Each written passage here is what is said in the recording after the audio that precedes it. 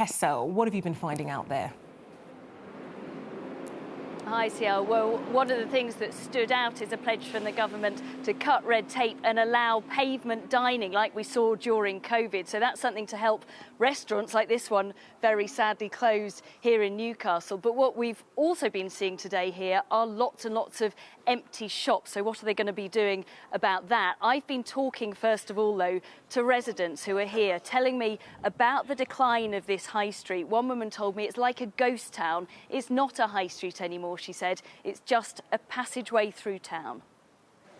You have supermarkets either outside the town, you have no dress shops, there's nowhere you couldn't go out and think, I can get something pretty or something nice here.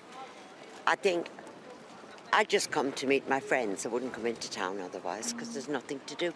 I used to go in all the shops, but now it's just charity shops, pound shops, and, you know, there's nothing. What would you like to see in the high street? I'd like to see police in the high street. Yeah. It makes a huge difference. Primark. A big Primark. It's not like it used to be, is it? As these get older, there's going to be nothing. It's more pubs and shops. Do you think part of the problem is rise in the cost of living, people not having income to spend? Yeah. Somewhere's got to cut, hasn't it? You've got to lose something to give something.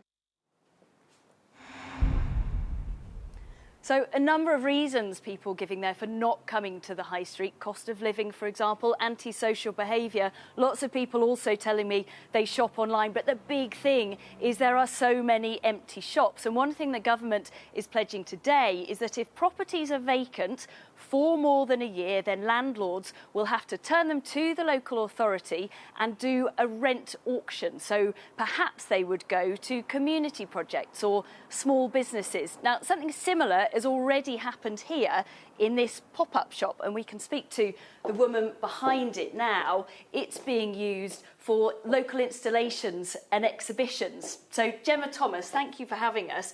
Tell me a little bit about what this adds to the high street. High streets have been in the past and should be more again about social, cultural and economic activity. So what it brings is more opportunities for people to come, to feel proud about the local area, but also to dwell for longer. This project exists because the businesses in the Business Improvement District said empty shops and events, even though they were great, had were one-off, so big pops. So they wanted more reasons for more people to come to the town centre more regularly. How easy was it for you to do this? Because the government's saying it's going to try and remove red tape and try and make more landlords do this. I've done it in Birmingham, I've done it in Stoke-on-Trent, and I've done it here in Newcastle-under-Lyme. Every time it is different. So having something that makes that more clear for communities and culture and small businesses would be great.